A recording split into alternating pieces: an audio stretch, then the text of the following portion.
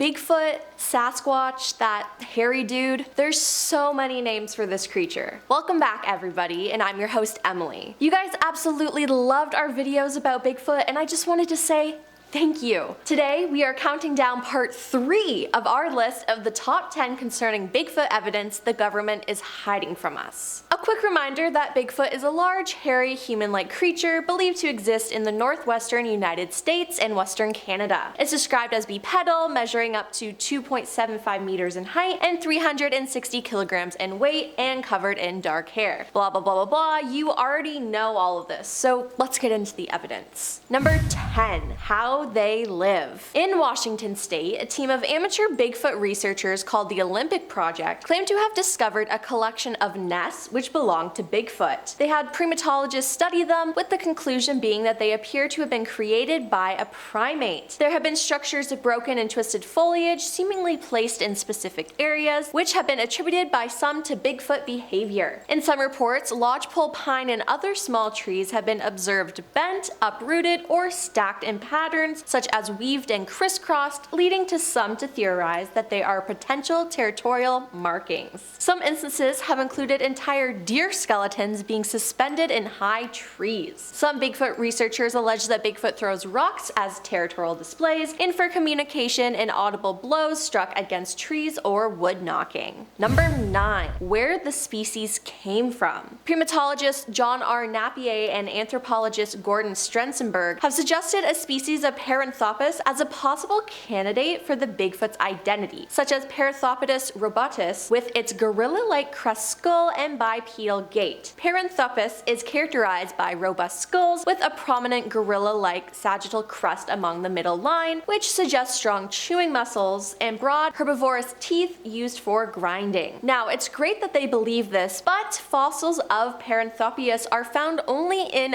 Africa, so it wouldn't really explain Bigfoot being in North America, but maybe it's something similar. Number 8. Research. Doing scientific research, Steve Moon, who has 3 MFAs and a master's in anthropology, has studied Bigfoot for the past 10 years, and he claims to have had at least 12 sightings. If you want credibility to build these theories, if you want to test, you want to actually discover things, then you've got to follow that method, he said. His ultimate goal is to prove Bigfoot's existence so the species may be appreciated and preserved. We all know that he exists, but now we need to find a way for science to accept the data, he said. While on a trail in the forest, Steve mimicked a Bigfoot's howl and he could hear a response. It was recorded and the recorder picked up a faint animal-like sound after his howl. Though it is almost inaudible, there is something there. Steve said, "I may have gotten a response. It's 2 seconds after my call ends. It's descending, followed by a percussive ascending note. If I were going to interpret this possible response, it sounds like a Sasquatch was offended by my call." Number 7. It's not just one species. Now, all around the world, people tell of mysterious beasts that are part human, part ape, typically large, hairy creatures that walk on 2 legs, but always seem to stay just out of sight. There isn't just a Bigfoot in North America, but there are other beasts as well. A yowie is found in Australia, particularly in the eastern part of the continent. There have been over 3,000 distinct yowie sightings that have been reported in the Blue Mountain area of west of Sydney. There's the Yeti, which is located in the Himalayas, which is also called the Abominable Snowman. The Orang Penyek is located in central Sumatra, Indonesia. Orang Penyek means a short person in Indonesian, which makes sense because it has a short stature and a human-like face. Local folklore says that these creatures walk with back-pointing feet to confuse anyone trying to track them. And finally, a chemosit is located in east central Kenyan forests. Some witnesses say that the chemosit looks like a hyena or bear and call it a Nandi bear after the Kenyan tribe that lives in its reported range. The Nandi people, however, consider the creature to be an enormous, ferocious primate that enjoys eating the brains of its victims. If there are so many creatures like this around the world, they have to exist then.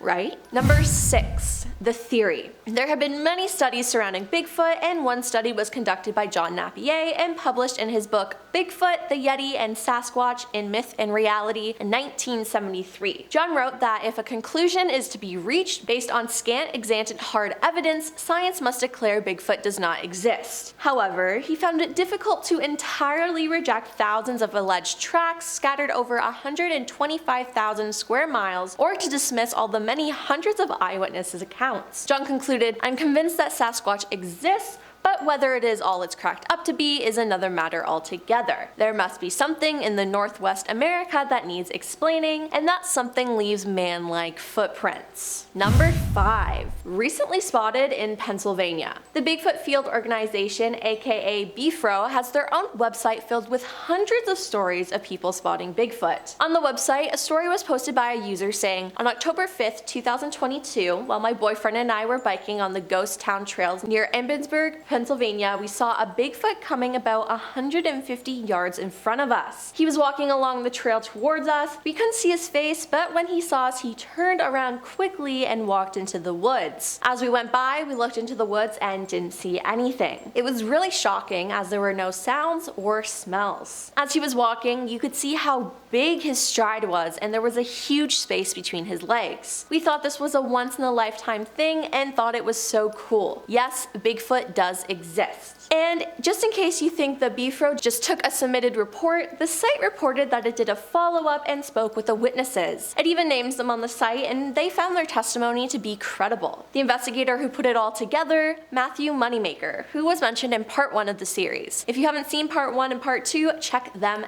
out. Number 4. 3 photos of Bigfoot. A keen hunter once claimed to encounter Bigfoot and unveiled shocking photo proof to the world after setting up cameras outside his house. Craig Salk really loved hunting with his wife, and to increase the odds of their hunting success, Craig set up a number of trail cameras on his land. In 2012, one of his cameras snapped a mysterious figure that didn't appear to be animal or human. Luckily, Craig was a big fan of the show Finding Bigfoot on Animal Planet, and he knew exactly what he had to do. He reached out to the TV channel and showed the producers the image captured on his cameras. Animal Planet was massively impressed by the fact that Craig had managed to get 3 snaps of the mysterious creature and filmed an episode with him. After the episode aired, Craig was suddenly a star, and he was flooded with phone calls and visits from Americans who wanted to share their own bizarre paranormal experiences. Craig and his wife soon opened their land to the world to let anyone come out and examine the spot where Bigfoot was seen, take a look at the pictures, and judge for themselves. Number 3. First sighting ever. David Thompson was a surveyor and trader who worked for the Hudson's Bay Company and the Northwest Company. He was considered one of North America's great pathfinders and surveyors as he traveled through Western North America between 1785 and 1812. Once he saw Bigfoot and wrote in his journal of his finding while in Alberta, Canada. He wrote, "January 7th, 1811. Continuing on our journey in the afternoon, we came on the track of a large animal. The snow about 6 inches deep on the ice. I measured it, 4 large toes, each 4 inches in length, to each a short claw. The ball of the foot sunk 3 inches lower than the toes. The hinder part of the foot didn't mark well, the length 14 inches by 8 inches in breadth, walking from north to south, and having passed about 6 hours. As the snow was about 6 inches in depth, the track was well defined, and we could see it for a full 100 yards from us. This animal was proceeding north to south. We did not attempt to follow it, we had no time for it, and the hunters, eager as they are to follow and shoot every animal, made no attempt to follow this beast, for what could the balls of our fowling guns do against such an animal?" Number 2. The Battle of Ape Canyon. The most successful launching pad for the public's obsession with Bigfoot is a battle that supposedly took place in a narrow gorge on the east flank of Mount St. Helens. The gorge is now called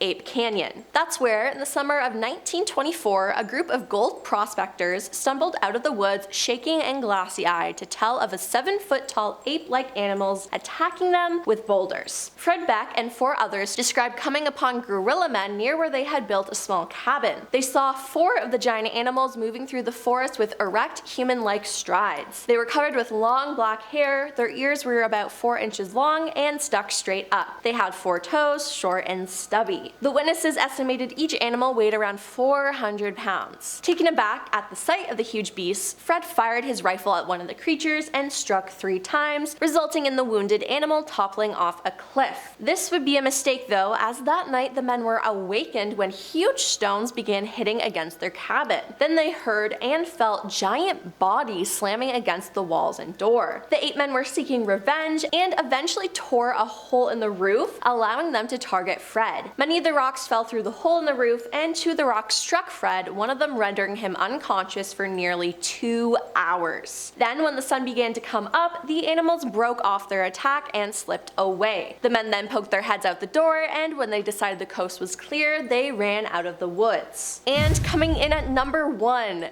Bigfoot kidnapping. In 1924, Albert Ostman, a lumberjack and woodsman, went on vacation in the woods. Albert had heard stories about the man-beast who supposedly roamed these woods but refused to believe them. Then everything changed. One night when he was asleep, a Sasquatch picked him up and carried him off while he was in his sleeping bag. He was carried in a sleeping bag across the country for 3 hours by the Sasquatch. The Sasquatch then dropped Albert down on a plateau, and standing around him was a family of 4 of the creatures, 2 adults and 2 children. Albert claims he was kept captive by them for 6 days. One of the Bigfoots was reported as being 8 feet tall. Now, Albert had a gun, but he decided not to use it as they had done him no harm. He stayed with the Bigfoot family, stating he ate sweet-tasting grass that they gave him, and the female Sasquatch washed and stacked leaves. He escaped by making the large male Sasquatch groggy by feeding him some snuff. Albert did not tell his story for more than 24 years after it happened, in fear of being thought of as crazy. But as more Sasquatch stories appeared in the press, Albert decided to tell his story. Well, that's all for part 3 of our list of the top 10 concerning Bigfoot evidence the government is hiding from us. With all this evidence, do you think Bigfoot is real? I don't know about you guys, but hearing all these stories, I think I'm starting to believe. Well, I'm your host Emily, and I'll see you next time.